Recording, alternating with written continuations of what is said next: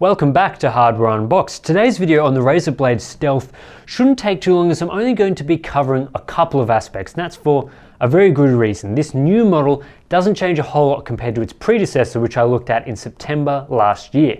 Rather than boring myself and you guys with details of things that haven't changed at all, I'm just going to focus on the new goodies in this model for early 2018. The main upgrade is in the processor department, where Razer surprised everyone by moving to a Kaby Lake refresh Intel Core i7-8550U. Wait, that's not really a surprise though, is it? Anyway, it's a decent performance upgrade from what we've seen in other laptops, and it's something I'll go into more detail on shortly.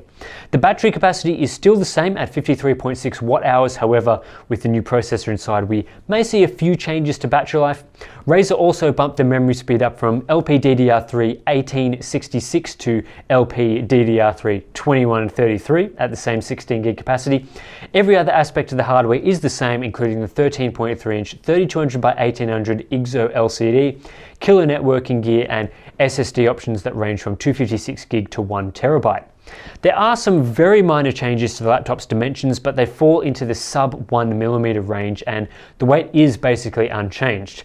As a result, the beautiful metal chassis is pretty much identical to the version I reviewed back in September, so for my full thoughts on that design, check that video. But as a quick recap, it's really good, with decent I/O that includes Thunderbolt 3 and a full-sized HDMI port, along with an individually RGB backlit keyboard with acceptable tactile feel and a great trackpad.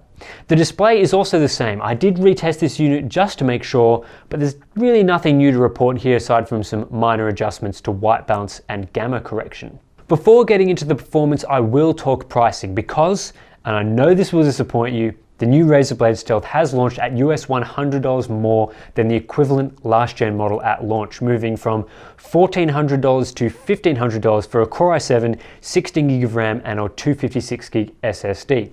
Considering the new CPU is only slightly more expensive than the old one in terms of Intel's cost to OEMs, this seems a little unreasonable. However, it is still cheaper than equivalent high-end laptops like the Dell XPS 13 and HP Spectre when you configure the models around the same. In Australia, the pricing remains the same, with the base model starting at 2,200 Aussie dollary dues. That's actually a fair price with minimal Australia tax, which is nice for us locals. So let's talk performance. The key upgrade here is the Intel Core i7-8550U, which I've covered a couple of times before on the channel. Compared to previous 7th gen U series CPUs, the 8550U bumps up from 2 cores and 4 threads to 4 cores and 8 threads in the same 15 watt power envelope, which is a huge improvement for these sort of systems. Clock speeds for this chip range from 1.8 GHz base to 4.0 GHz boost, plus there's crappy integrated graphics, UHD 620 graphics too. One of the key things to note with the Core i7-8550U is its configurable TDP, allowing manufacturers to choose a power limit anywhere from 10 to 25 watts depending on the cooling capabilities and battery requirements. The Razer Blade Stealth uses the default 15 watts here, which we also saw with the HP Spectre X360. However, unlike the Spectre X360, the Blade Stealth actually has a reasonable cooler, so it can sustain higher clock speeds. In a typical Cinebench run, core clocks are approximately 300 MHz higher with the Razer Blade Stealth, and temperatures a bit more manageable. As a result, performance is almost always superior. Looking at the actual Cinebench results, the Razer Blade Stealth ends up 3% ahead of the Spectre X360 in the multi-threaded workload and 9% faster when looking at the single-threaded test. However, the laptop does fall 18% behind the Dell XPS 13 in the multi-threaded test, as the XPS 13 uses the maximum 25 watt CTDP up state, and as a result sustains a bit higher clock speeds. In X264 video encoding, we're once again 18% slower than the Dell XPS 13. However, we are at least 5% ahead of the HP Spectre X360 and fall closer to what we expect for the 15 watt variant of this CPU. In the XL Monte Carlo workload, the Blade Stealth beats the Spectre X360 by 8% and outperforms the XPS 13 by 4%. The Blade Stealth does sustain the maximum all-core turbo frequency of 3.7 GHz for slightly longer than the same CPU in the XPS 13, which is why we're seeing the XPS 13 get narrowly beaten in this short workload. Premiere is another great result for this Blade Stealth, beating the Spectre X360 by 13% with Lumetri effects and outperforming the XPS 13 by 5%. It's a bit of a surprise there, but those are the results I found. However, looking at Photoshop with the iris blur effect, the Blade Stealth is 5% behind the XPS 13 and equal to the Spectre X360. Blender, it's probably not a workload you'd usually run on an ultra portable, but the results are interesting nonetheless. Here the Blade Stealth is 6% faster than the Spectre X360, but 16% behind the XPS 13. MATLAB favors high clock speeds and high quick boost speeds. Here, the Blade Stealth delivers roughly the same performance as the XPS 13 and a narrow 3% more than the Spectre X360. Among laptops, there's not a lot of variance between these results, and of course, we are talking about runtimes in the milliseconds. The Blade Stealth also performs well in 3D Mark, delivering 9% more performance than the Spectre X360 and around 4% less than the XPS 13 in the GPU-limited Skydiver test. You won't want to play many titles on the integrated UHD 620 graphics, though there is a clear difference in performance between different models depending on their cooling solutions. Perhaps the worst results for the Blade Stealth are the PC Mark tests, which fall behind both the Spectre X360 and the Dell XPS 13. As a more general system benchmark, it's disappointing to see the Blade Stealth not perform a bit better here, especially considering the other workloads we benchmark with. On average, the Blade Stealth is 4% faster than the HP Spectre X360, though this is skewed slightly by the PC Mark results.